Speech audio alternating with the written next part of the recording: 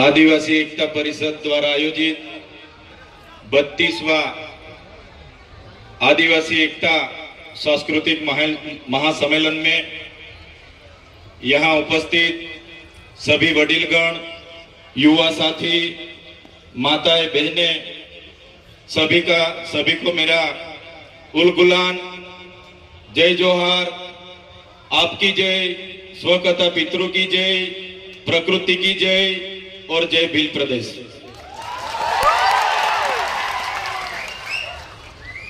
साथियों,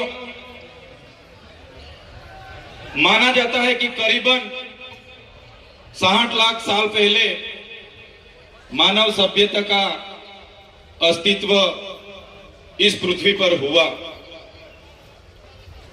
50,000 साल पहले मानव का शारीरिक और मानसिक तौर पे विकास हुआ। करीबन 10,000 वर्ष पहले इस पृथ्वी पर कृषि का शुरुआत हुई। जब से कृषि की शुरुआत हुई तब से नई नई राजनीतिक गतिविधियां की भी शुरुआत हुई। आदिवासी समाज की जीवन खूब सरल और संवेदनशील था। साथ ही प्रकृति पूजक और प्रकृति मूल्यों पे चलने वाला था। सहकारिता पर टिका हुआ था। खुद आदिवासी समाज स्वायत्त था, स्वतंत्रता और स्वावलंबन था। जैसे जैसे समय बढ़ता गया, जैसे बाहर के लोगों ने यहाँ आना शुरू कर दिया, जैसे बाहर से आर्य आए, शक आए, होण आए, और यहाँ जो आदिवासी बसा हुआ था, मूल मालिक था, यहाँ की संपत्ति पर कब्जा जमाने के हेतु उन्होंने यहाँ जो सरदार थे, हमारे छोटे मोटे कस्बे कबीला के सरदार थे, राजा थे, रजवाड़े थे, उन आदिवासी राजाओं के साथ संघर्ष हुआ। संघर्ष में कई सारे हमारे कस्बा कबीले के सरदार, कई सारे राजा उस संघर्ष के दौरान हार गए। कहीं ना कहीं बाहर के लोगों ने यहाँ पे आधिपत्य जमाया। बाद में धीरे धीरे चलते हुए हम देखेंगे तो उन लोगों के साथ ही साथ विदेशी, फ्रेंच आए, पोर्टुगीज आए, स्पेनिश आए, अंग्रेजों आए, मुगल आए, कई सारे लोगों ने इस देश पे आकर यहाँ की संपत्ति को, यहाँ की खनिज संपदा पर अपना अपना कब्जा जमाया। ऐसे ही चलता रहा। जो आदिवासी अपने प्रकृति पूजा, स्वावलंबन, स्वतंत्र, स्वायत्त, खुद की कमी, खूब कम चीजों पर अपना जीवन जी रहा था, उस आदिवासी को कहीं ना कहीं इस संघर्ष में उतरना पड़ा और कहीं ना कहीं अपनी प्रकृति से, अपनी संस्कृति से, अपनी समाज से उसको बिछड़ना पड़ा। साथियों, हम सब जानते हैं कि जब यहाँ पे पूरे विश्व पे अंग्रेजों का शासन था, 50% अंग्रेजों का पूरे विश्व पे शासन था, तब मेवाड़ में राणा पूंजा भील, राजस्थान के हल्दी घाटी में हल्दी बाई, वैसे ही मध्य प्रदेश में छितू, मध्य प्रदेश में टट्य भील, जैसे अनेक लोगों ने अंग्रेजों के खिलाफ बंड पोकारा था। जैसे महाराष्ट्र की बात करें, खाज्या नायक, उमिया नायक, यहाँ के जितने भी उस समय के क्रांतिवीर थे, अंग्रेजों के खिलाफ अपनी अपनी लड़ाई लड़ रहे थे। हमारे गुजरात की बात करें, कोटला मेहता, केसरी सिंह जैसे लोग वहां भी क्रांति कर रहे थे। ऐसे ही सभी लोगों ने क्रांति की, अपनी अपनी जगह पे जितना हो सके उतनी क्रांति की। जैसे कि मानगढ़ धाम की बात आती है, गुरु गोविंद जी की आगेवाई में वहां सम सभा मिली और 1913 में हत्याकांड हुआ। 1500 भी ज्यादा लोग कि यहाँ वहां शहीद हो गए। इतनी सारी देश की आजादी में हमारे लोगों का योगदान रहा। देश आजाद हुआ 1947 में। देश आजाद होने के बाद तब तो माना जाता था कि देश आजाद हो गया, लेकिन जो लोकतांत्रिक सरकारें इस देश पे शासन पे आई तो अंग्रेजों की जो भी कानून व्यवस्था थी वही कानून नीतियां चलती रही। तो साथियों, देश तो पूरा आजाद हो गया, लेकिन फिर भी आदिवासी समाज आज भी अब खुद गुलाम की महसूस कर रहा है। आप और हम सब जानते हैं, कई सारी पार्टियां बनी, कई सारे धर्म संप्रदाय आए, कई सारे संगठन बने, लेकिन अपनी अपनी संख्या बढ़ाने के अलावा किसी ने भी कुछ नहीं किया।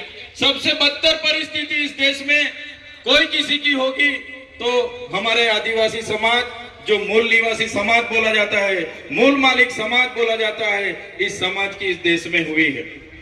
साथियों, जब इस देश में विकास की बात आई, जब इस देश में बड़े बड़े बांध बनने लगे, खोदान होने लगे, बड़े बड़े कारखाने बनने लगे, रोड बनने लगे, नहरें बनने लगी, रेलवे बनने लगा, सरकारी आवास बनने लगे, तो सबसे ज्यादा किसी को विस्थापित किया होगा तो भारत देश में आदिवासियों को विस्थापित किया है। आज भारत देश का 1,40,00,000 लोग आज विस्थापित हुए हैं। खुद प्रकृति के साथ जीते थे, अपनी संस्कृति थी, अपनी समाज के साथ रहते थे, फिर भी आज 1,40,00,000 लोग अपने समाज से छिन्न भिन्न हो गए। आज मूल मालिक की परिस्थिति कैसी हो गई है?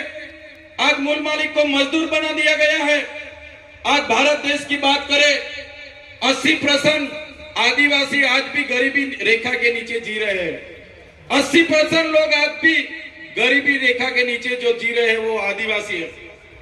साथियों, पूरे देश में आज खनिज संपदा की बात करी जाए तो सबसे ज्यादा खनिज संपदा जो आदिवासी एरिया में है, 80% खनिज संपदा अपने यहाँ होते हुए भी आज आदिवासी को मजदूर बना के इन सरकारों ने रखी है। तो साथियों, आदिवासी एकता परिषद यही सिखाता है कि आदिवासी कौन था, कहां से आदिवासी आए, क्या हुआ। तो आदिवासियों का इतिहास बहुत पुराना है। आदि अनादि काल से यहाँ रहने वाला हमारा आदिवासी, इतने सारे देश की आजादी स्वतंत्रता संग्राम में हमारा योगदान रहा, देश के विकास में हमारा योगदान रहा। जहां भी जरूरत पड़ी हमारे लोगों ने अपनी जमीन दे दी। आज आदिवासी 50% आदिवासी के पास अपनी खुद की जमीन नहीं है। आज देश में 8% आदिवासी बस रहा है, लेकिन आज देश में 1% भी जमीन आदिवासी के पास नहीं है। साथियों, ये मूल मालिक की हमारे देश में ये हालत इन सरकारों ने बनाई है। तो साथियों, यही बात हम करते हैं और आज भी यही बात इस मंच से करेंगे कि जिस तरह देश में हमारी परिस्थिति हो गई है, कितनी भी सरकारें आएगी, हम भी आएंगे, जीतेंगे, एमपी बनेंगे, एमएलए बनेंगे, मंत्री बनेंगे, जितनी भी पार्टियां आएंगी, जो गैर आदिवासी की पार्टी होगी वो रिमोट उनके पास रखेगी, हम मंत्री तंत्री या कुछ भी हो जाएंगे, लेकिन आदिवासी की बात रखने के लिए कोई हमारे सामने नहीं आने वाला। साथियों, हम मन से हर बार कहते रहे और आज भी यही बात दोहराएंगे कि हम जिस इलाके से आते हैं वो आदिवासी इलाका है। हम अपनी आदिवासी एसटी सर्टी से अनामत रिजर्व बैठक से एमएलए बने हैं। तो जब भी हमारे समाज के लिए लड़ना होगा, जब भी हम हमारे समाज के लिए बोलेंगे, जब भी हम हमारा भील प्रदेश के लिए बोलेंगे और हमारी पार्टी जिस दिन हमें रोकेगी, इस दिन हमारी पार्टी के लिए हम पहले रिजाइन करेंगे। साथियों, आदिवासी का उत्थान, आदिवासी का उत्थान, आदिवासी का स्वायत्त राज होगा तभी आदिवासी का उत्थान होगा। आज आदिवासी एमएलए एमपी बने हैं, लेकिन जो मेन पोस्टिंग है, सीएम है, वो आदिवासी नहीं है। ट्राइबल एडवाइजरी की कमेटी आदिवासी के नहीं है, यहाँ के अधिकारी एनजीओ हमारे आदिवासी के नहीं है, इसलिए आज आदिवासी के बारे में कोई सोच नहीं रहा है। साथियों, आजादी के 78 साल हो गए। आज सरकार अमृत काल मना रही है, अमृत महोत्सव मना रही है। आज सरकार कह रही है कि विकास हो गया, विकास हो गया, विकास हो गया। ऊंची ऊंची प्रतिमा बना देने से, बड़े बड़े बिल्डिंग बना देने से, बड़े बड़े बांध बना देने से, अच्छे अच्छे रोड बना देने से आदिवासियों का विकास नहीं होगा।